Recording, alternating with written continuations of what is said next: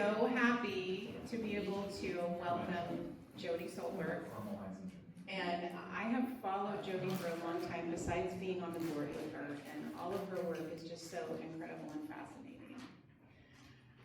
She's a certified master hypnotherapist, trauma-informed practitioner, international speaker with a doctorate in counseling and psychology.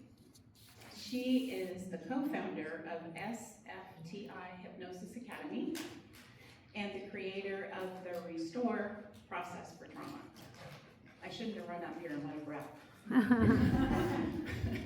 With over 2 decades of experience, Jodie specializes in helping individuals and practitioners break those generational cycles, heal subconscious patterns, and create long-lasting change by integrating solution-focused and trauma-informed hypnosis approaches. Welcome, Jodie. Thank you so much, Katie. So far this morning, you learned some amazing marketing techniques, and we've had a little bit of time to network. We've had some time to get to know each other. Some of us do know each other, some of us are new. And so, again, just want to welcome everyone. It's so good to be here with all of you. And I know some of you are really seasoned in this field, and some of you are brand new. Some of you, it's your first event. And so I'm going to be talking about some things today that may be basic for some of you, but I think it's going to really remind all of us why we're doing what we're doing. And I want to talk about what hypnosis can do, right? How it can help us break the cycle at that root, right? At that root cause. And that's something that's really important to me. It's something that's been at my heart for a really long time, and I do know that we have some people who are newer to what we're doing. And so I'm going to talk about all the different ways that hypnosis can help people heal from within. You know, we are facilitators, we're guides, we're collaborating with our clients, and it's something that inspires me every single day when I see people really transform in front of my eyes. So I hope that it'll be inspirational for you as well, and remind you again of why we're even in this room with each other. And so I want to introduce myself. So if you're not familiar with me, then you'll get to know me a little bit. So like Faith said, my name is Jodie Solberg, and I am celebrating this year, now that it's 2026, my 25th year as a hypnotherapist, which is really exciting. Thank you. I started when I was really, really young, obviously. And I really did. You know, I knew from a very young age what I wanted to do, and that I wanted to help people. And I, didn't find hypnosis right away. So I had degrees in psychology and sociology, and I was already doing a lot of trauma work. I was working with a lot of trauma with families when I first got started. But when I went to graduate school for clinical psychology, they do something where I call it choosing your religion in psychology, where they say, what modalities do you want to practice? What do you want to do? What are the things you believe? Right? What is it that you want to teach people forever, basically? And of course you can pivot and you can change, but you have to pick a track. What do I want to do? And cognitive behavioral therapy was the thing. Back in 2001, it was like the new up-and-coming exciting thing. And so everybody basically learned that, which is shifting thoughts and behaviors, cognitive and behavioral. But I was really drawn to hypnotherapy. And I was very, very fortunate to have an instructor who was a hypnotherapist and to have the Oregon Society of Clinical Hypnosis really close by. And that is where I got certified. So I had to choose. I said, okay, let me think about this. Not for very long, because it was getting people results faster instead of just talking in circles about their problems for years on end. No brainer, where do I sign up? Why wouldn't I want to help people get results quicker if I can, right? And so I did want to be very solution focused when I first got started. I knew that I wanted to help people get from where they were to where they wanted to be. But I also, again, had that heart and that experience already with trauma work, and so it was really important to me to also be able to get to that root, right? Because it's not just about the thoughts and the behaviors, it's about what's driving them, right? What's going on underneath the surface for those. And so that's my background. So psychology and sociology, so the individuals and how we interact with others, because we're not just an individual in a bubble somewhere. We do have relationships, we have people we work with, we have families, we're complex beings. So that was really important to me. And I have since, had a private practice for many years. I worked with court-appointed clients for a lot of my career. Started off in mental health clinics, then moved to helping children and teens, so after-school programs and group homes.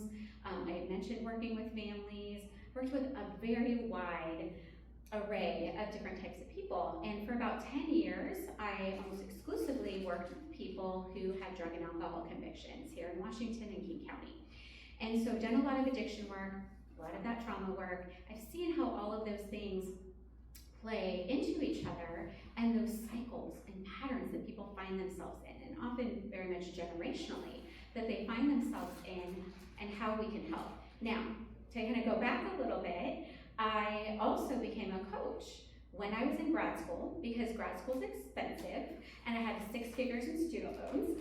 And so coaching is actually how I paid off all those 6 figures in student loans and beyond.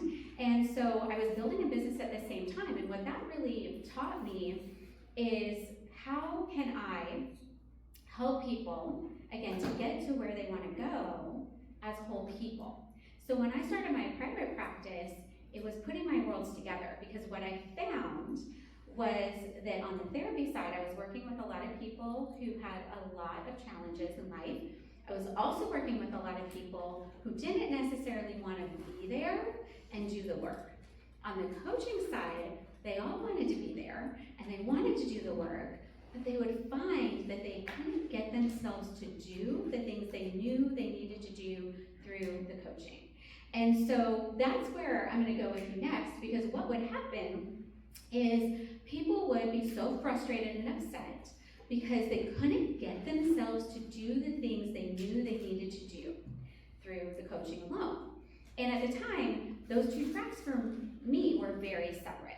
I had my therapy world and I had my coaching world. And I just kept running into this over and over and over again. And I would think I know how to help them, but I'm not their therapist right now.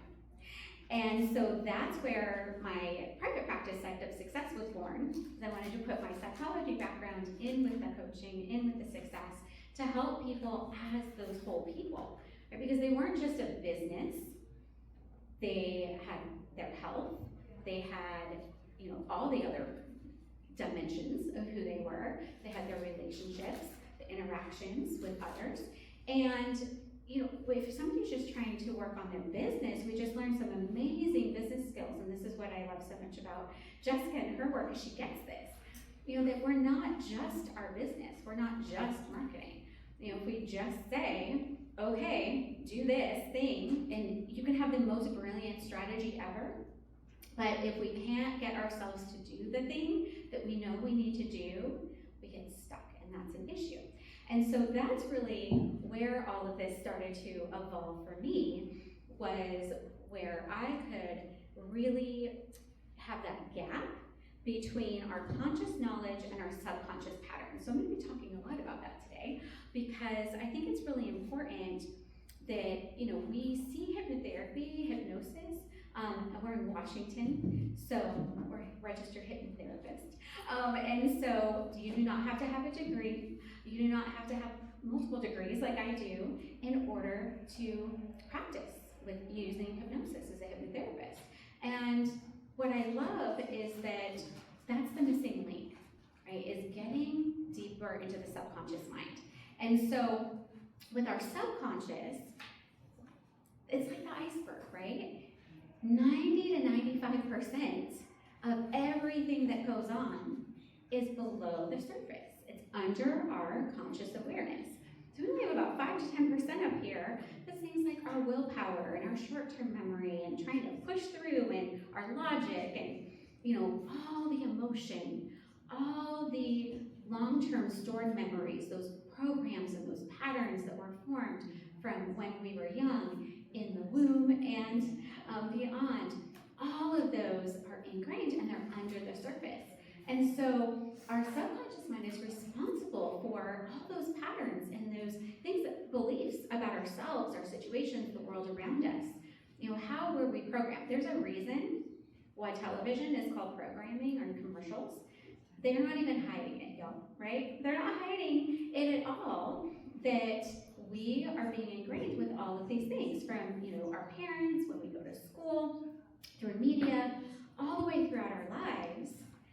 We take all of that information in. Our subconscious is a sponge. It takes in absolutely everything, especially when we're young.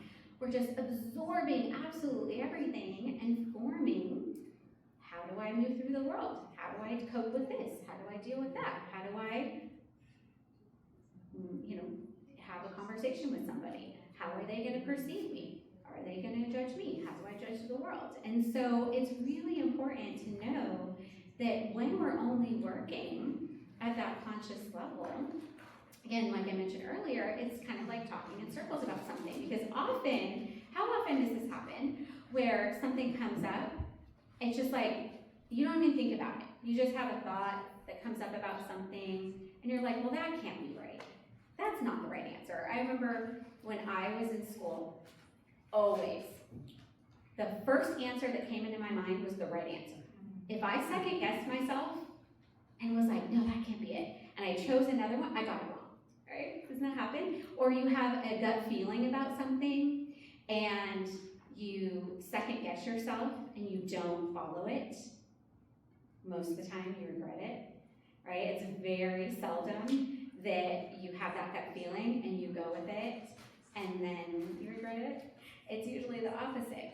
So what happens is we talk ourselves out of those things because that logical, critical mind that's analyzing all the things, you know, tends to be really negative leaning. And, you know, a lot of that has to do with our society. A lot of that has to do with that we're told no a million times when we're really young. Who knows that the number one first word, other than like mama and dada, things like that, is no? No. That was mine, by the way. Yeah, apparently I thought no was no and no was yes. And so what happened is, this was my programming, right? When I was really little, my mom would say, oh, do you want a cookie, for example? We're gonna come back to the cookies later. But, you know, do you want a cookie? And I would say no, and she wouldn't give it to me. And then I'd be like, no, like I want, you know, and she's like, what, you said no. I'm like, yeah, because guess how many times you told me no? So I think no's everything, right? It's like, no, don't touch that. No, don't do that. No, that's too hot. No, that's not safe, right? How many times are we told that? And so when we're filtering everything through the world, it's all getting stored in our subconscious. And then it comes out with our beliefs, our thoughts, our feelings, and our behaviors. And that's really what we're doing with hypnosis, is we're helping people to access what's below the surface, all those really deeply ingrained habits and beliefs that are formed, so we can have more conscious awareness of it, so we can make those changes.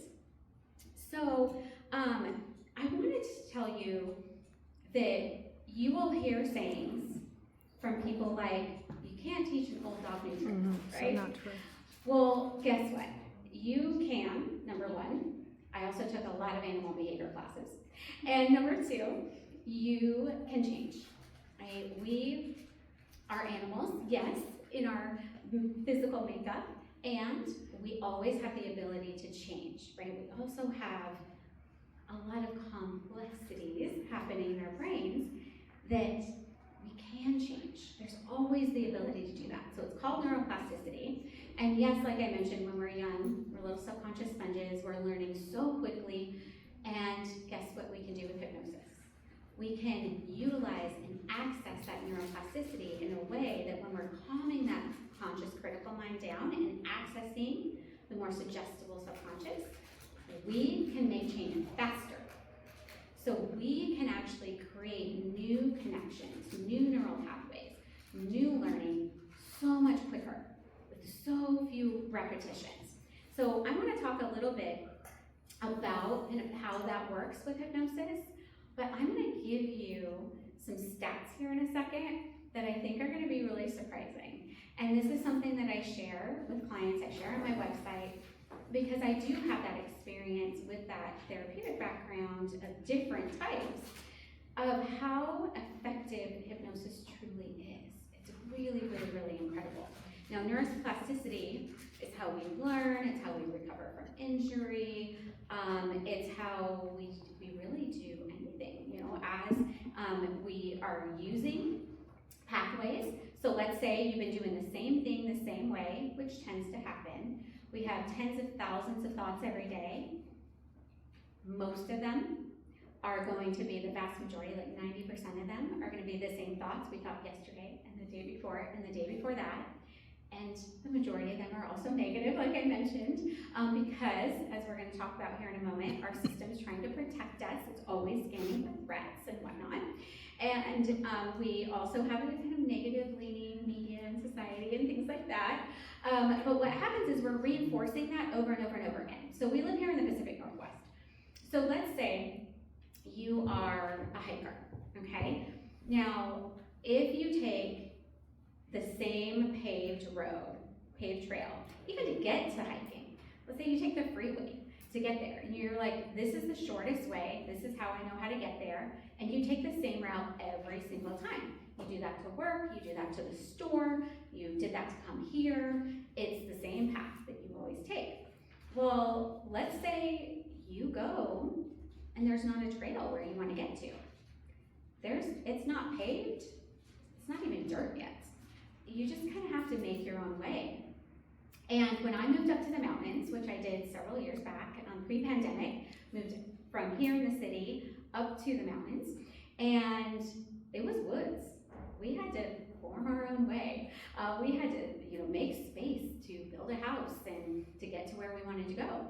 And so you kind of get a little scratched up, right? You're trying to like make your way through there. You're trying to form a new pathway. And then eventually, as you kind of clear things out, it forms more of a trail. And then eventually, if you keep using it, people keep using it over and over and over again, it becomes a whole pathway, gets cleared out. I have river access to the Skagit River where I live, and that's what happens. If people aren't using it for part of the year, it starts to get overgrown. When people start using it and going back and forth, things clear out, nothing's growing there anymore. You can put some gravel down. Eventually you could pave that, and you could make that pathway. Well, what happens is, it's just like our neuroplasticity in our brain. With hypnosis, we can just pave it on over. We can clear it out and we can pave it over in a session or a few sessions, instead of taking hundreds and hundreds of repetitions of going back and forth and using that path to cement that in. That is science. It's not magical, but it feels magical, right? It feels transformational because it is. Because we can always form a new path. And when we're not using that old path anymore, what happens? It gets overgrown, starts to fade away. We're not using that anymore. It doesn't always necessarily go away completely, but we're choosing the new path so much that it gets cemented in. So with that change, this is how we do it. So when people are asking me to describe hypnosis and what it is, which we're going to do here in a moment, and I'm going to explain to you how I explain it to other people, I do talk about brainwave states because I am a science nerd, and so I like to talk about the science behind things. And you know, this is something that people don't realize. You know, they think about hypnosis and they don't realize that this is just natural. It's a natural state that we can go into. I say hypnosis is, you know, basically relaxing on purpose for a positive purpose. And hypnotherapy is using those therapeutic techniques in that state of hypnosis, basically. So when I use those terms, that's what I mean. So we're in beta right now, okay? So that just means that we're moving pretty quick.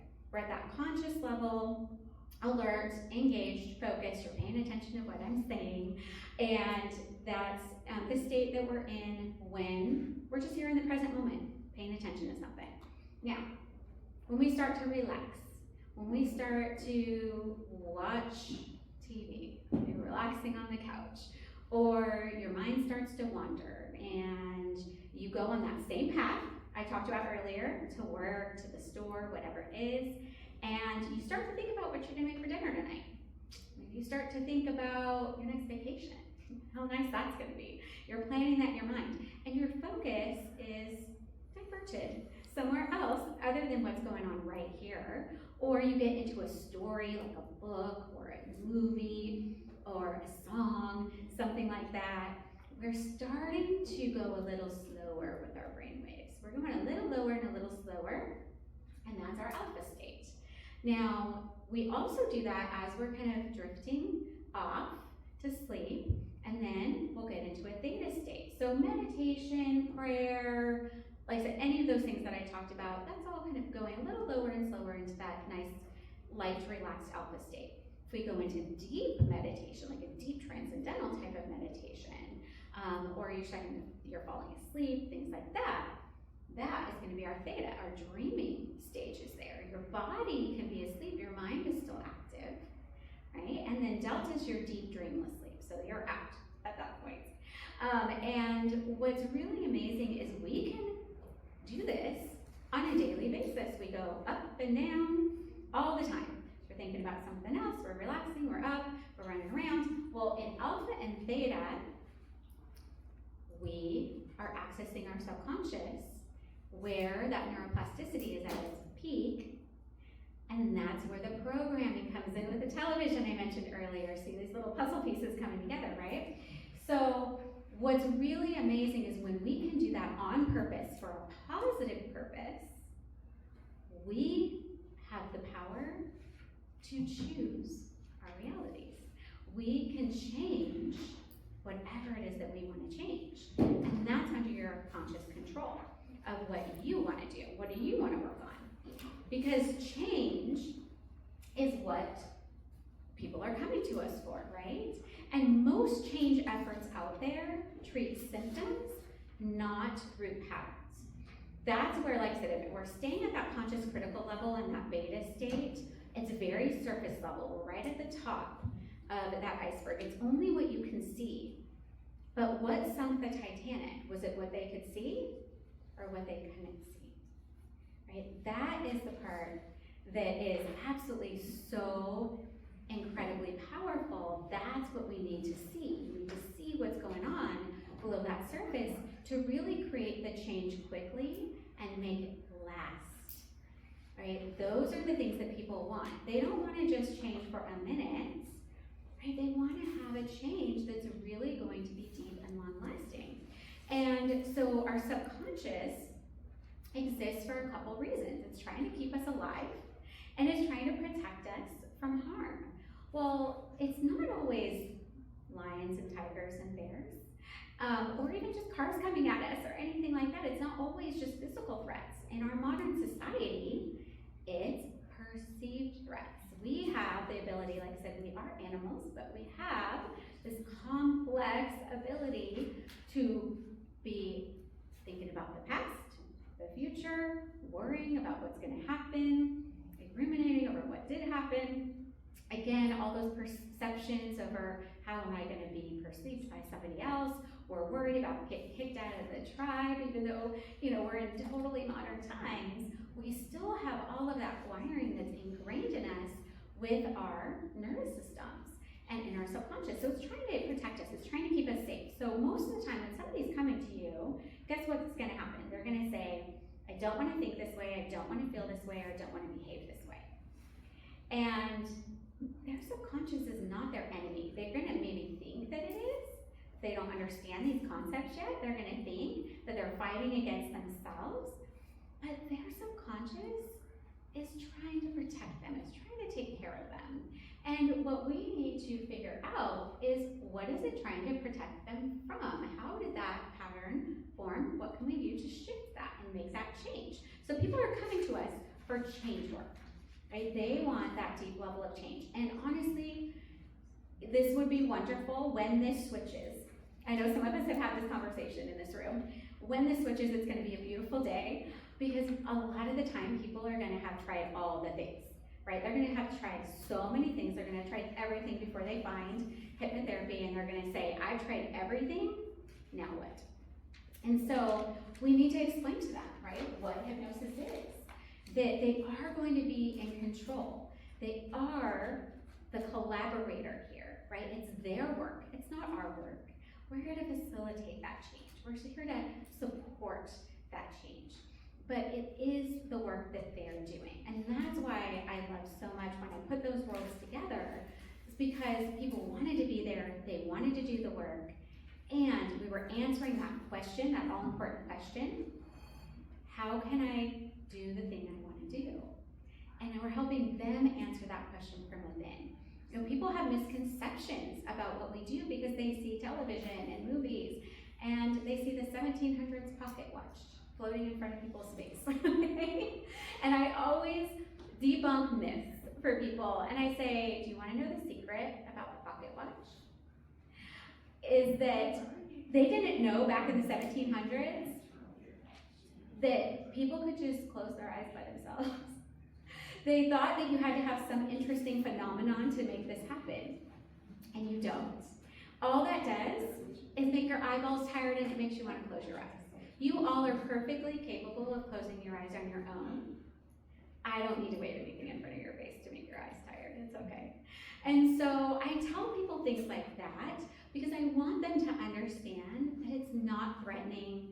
I'm not going to be controlling them. I have no idea how to do any kind of mind control, and I don't want to. I have no interest in that.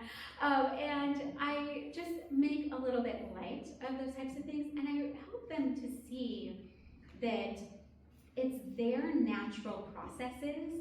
We're just tapping into them for their benefit. We're maximizing their potential, their ability to change within themselves, that neuroplasticity.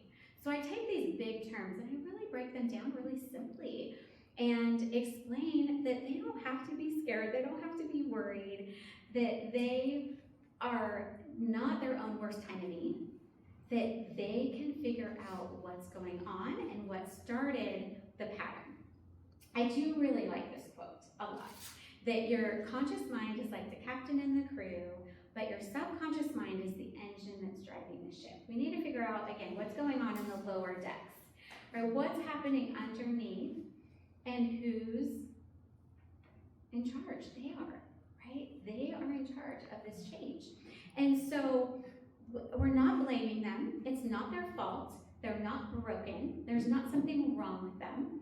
And, you know, a lot of times we learn what's modeled for us. That's a huge part of how we learn and how we grow. And when we're not taught another way, we don't know another way. And so now we get to help them figure out what's driving the patterns, what are the programs that are under the surface, and what are some healthier alternatives that are going to serve and support them better. There's a subconscious driver for everything. They have figured out a way, their brilliant minds have figured out a way to help them cope and deal or not deal with something that they're trying to be protected from. So what is that? What is the coping strategy? What is the habit? What is the pattern? That's what we're looking for here. We're looking for what's going on under the surface. And we're looking for what is the pattern. Hey, what is that pattern? Because there's always a pattern. Again, thoughts, feelings, behaviors. I want you to think about this. So we have something called your amygdala.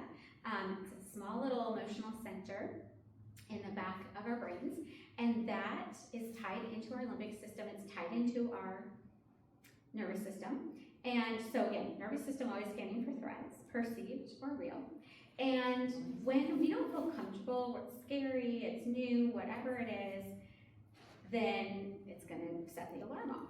Well, that part of our brains, our emotional center there, that's our like automatic and reaction here, moves 4 times faster than the front, our prefrontal cortex, with our thinking part of our brain. And so often people don't realize there are actual thoughts and emotions before the behavior because it moves so fast. That's the other thing that we get to do, is we get to help them identify the pattern. We get to help them to identify what are the thoughts, What are the feelings? Emotions, by the way, are physiological responses we put words to. If I, and once upon a time I did not, by the way, we can change. If I was super nervous to speak in front of you all, what is nervousness? What is anxiousness? Everyone's gonna describe it a little different, how it works in their bodies. Might get like sweaty palms, might flush red, butterflies in the stomach, knots in your throat, whatever it is for you, those physiological behaviors and habits are what we then put words to. And so we don't realize, because our system, our mind and body are not two separate things, like a lot of times we're taught nowadays in modern times. They are not even just connected, they're one complete system. So it's really important for us to understand that all of these things are happening. There are beliefs that drive the thoughts and the feelings and the behaviors, and those behaviors are internal and external. And so we can help people figure out what those patterns are. Now, there's some things I mentioned earlier that I work with, and that a lot of people are going to come to us for as hypnotherapists. And so I'm just going to run through those quickly with you. Trauma, and you'll see addiction behind there, because they're often very much linked. So things, trauma could be little t trauma, could be big T traumas, could be repeated patterns, could be things that happened to someone or things that didn't happen. Okay, so there's a wide scope of that. We all have been through different things, whether we would call it trauma or not. And so, those things can be below the surface, that can be healed from within with our modality. Also, addictions, so habits or addictions, whatever it is. It could be any kind of substance, it could be scrolling, it could be whatever coping strategy or habit isn't serving and supporting someone. If it's a problem, means it's affecting some area of their life, their health, their finances, their relationships, their work, whatever it is, those are things you're going to see people coming to you for. We also are going to see people coming to us for those feelings we were talking about. We want to help them to get regulated in their nervous system, to get rebalanced in their emotions, to help them with those thoughts, feelings, and behaviors. Any kind of pattern. We can help them, and people will often come to us for things like weight loss. What do we always hear? Smoking and weight loss for hypnosis, right? Go a lot deeper than that, you guys. And when there's a pattern underneath that we can identify, what we can do is help people prevent relapse, because often when we don't get to that root, when we're only focused on taking away a behavior, what happens? Well, maybe they stop smoking, but now they're putting up weight because they're eating emotionally. Because their system said, okay, well, you took away my coping strategy, so now I need to find another one. So we can help them create change on that deeper level and create more lasting change by utilizing that mind-body healing. We're really looking at the somatic work, like Jessica mentioned earlier. We're looking at where are they storing those feelings and their emotions and stress? Where are they in their lives playing out these patterns and these habits? We want to look at all of those things. I think that's really key. Now, we also want to look at identity, because identity is all about who do we believe we are. And a lot of times people will identify as my anxiety or my this or my pain, right? Anything that they're identifying with, this is who I am and it's not changeable. And often they're telling themselves that, because we want to look at thoughts. We also look at self-talk. Are they telling themselves that over and over and over again? This is who I am, and it can't change. I shift that with clients, and I talk to them about, I feel nervous in this moment. I feel, anxious in this moment. I feel good things, bad things, in between, right? Whatever it is, they feel that right now, because emotions are meant to be felt like a wave and released. A bunny in my yard who sees a predator, my cat, a hawk, bobcat, whatever it is, since I'm in the mountains, we have all sorts of predators. My bunny in my yard is not going to hold on to that when it sees a predator And it's gonna fight, flight, freeze, flee. Bunnies don't fight normally, right? But it's gonna generally run back to its little burrow and hide, right? And get back to safety. And then it's gonna like shake it off and move on with its life. It's not holding on like we do as humans to those threats or perceived threats for days and weeks and months and years, right? So we can help people release from their subconscious, from their bodies, find that place of safety and realize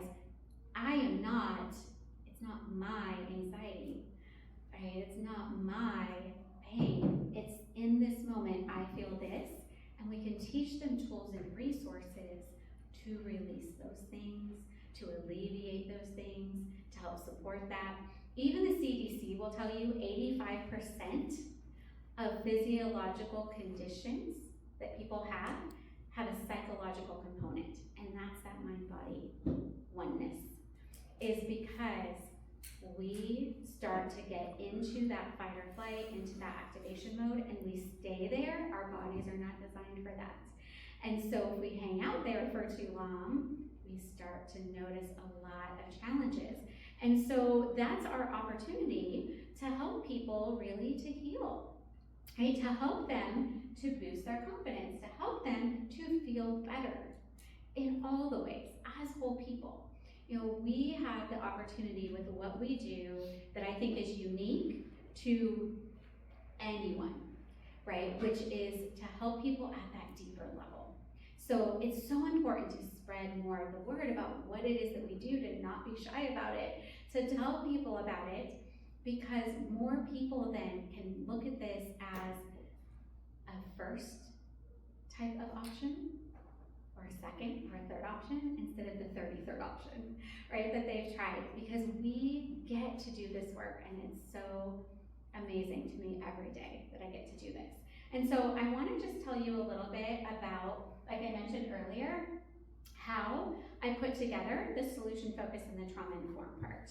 And this is something that was really important to me from the beginning. Like I mentioned, I was like, I want to help people get results faster, but I also know that we need to figure out what's going on under the surface and heal from those roots. And I've been a trauma therapist my whole career, and so I do look at things, through that lens of, is there a deeper root going on here? And so,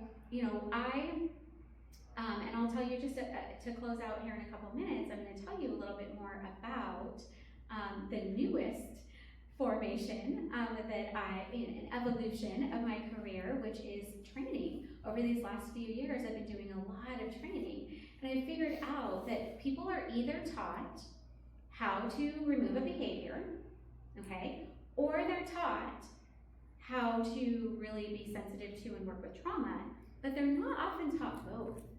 And I think I've had that really unique opportunity and experience over the years to really learn how to integrate the two. And I think that's where a lot of times we have a missing puzzle piece is, okay, you help someone stop smoking, again, but then they turn to something else. I had a client, for example, who stopped drinking, and then her marijuana use went way, way, way up, because she still was utilizing that as a coping strategy. She didn't know how to change that at that conscious level. She could, stop drinking. That was difficult enough at that conscious level on its own. It took her so long to do that.